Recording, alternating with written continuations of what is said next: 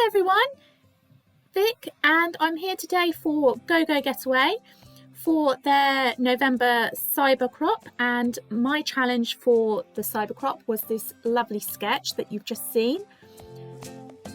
So I am going to use the Simple Stories Cosy Days collection from last year. I have still got a lot of the collection left.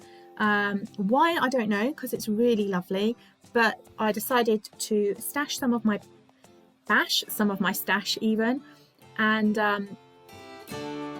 this collection, anyway, it was just perfect for these photographs of my daughters and myself when we went pumpkin picking during the October half term.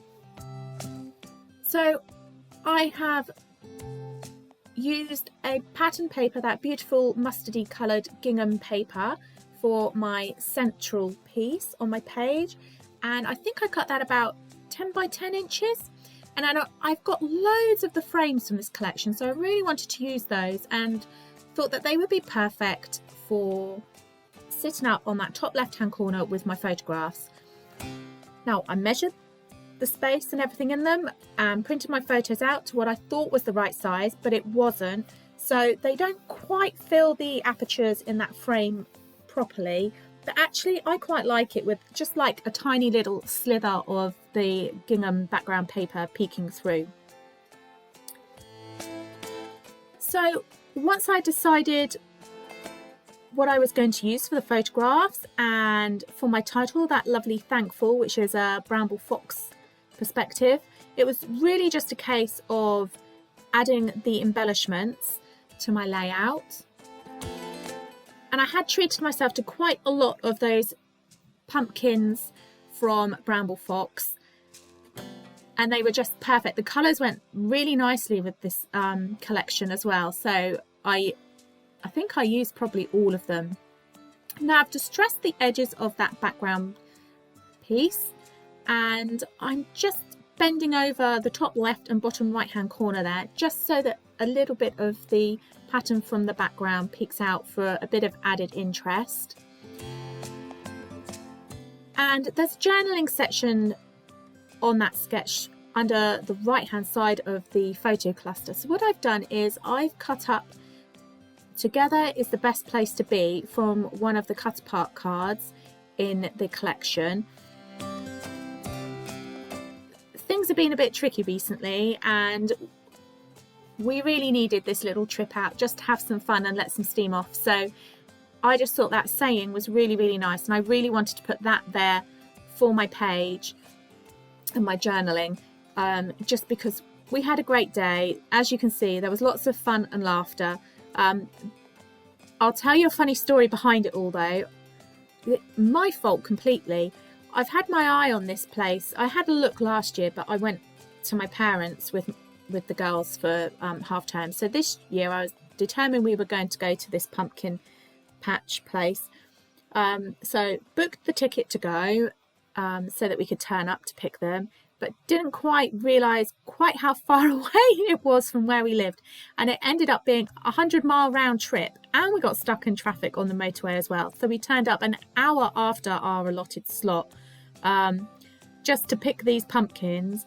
Pick the pumpkins, and they are still now sat outside my front door. We didn't even carve them. So yeah, a bit of a funny story behind it all there, and I wanted to add that onto my layout, but I wasn't quite sure where to do it. So anyway, I've digressed from what I'm doing for the sketch challenge. So I'm layering up my embellishments now using some of the ephemera from the collection, and also I fussy cut out one of the acorns and the pumpkin spice jar from the 2x2 cut apart sheet.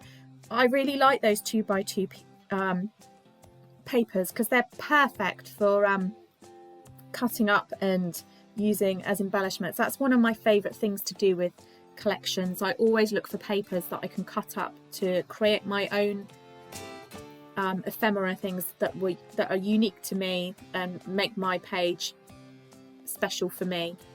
So I'm sticking everything down now, because as in true Vic fashion, I don't stick things down till the last minute, and I'm raising some bits up on foam pads there just because I have a lot of dimension on my page already with the frame and all of those bramble fox perspectives.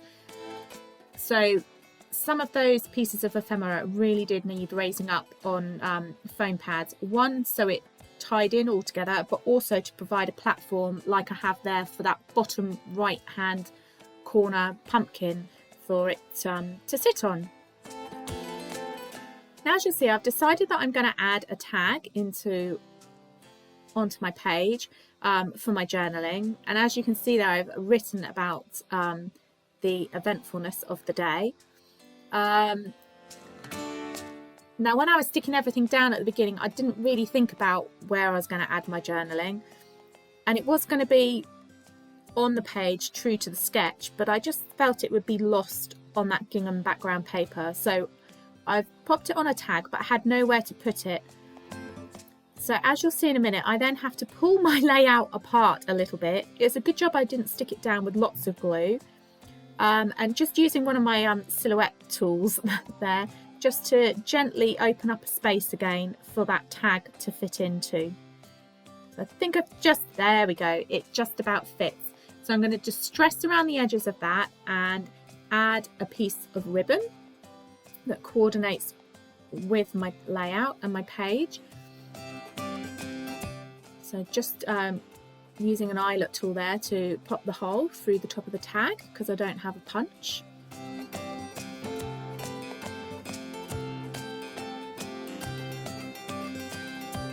And that is pretty much my page done. I do add some acrylic white paint splatters at the end after I finished filming, just to try and tie it all together, and I have from the sketch extended that embellishment cluster down from that top left hand corner to the right hand corner, just to connect it all so they're not sort of too isolated from one another.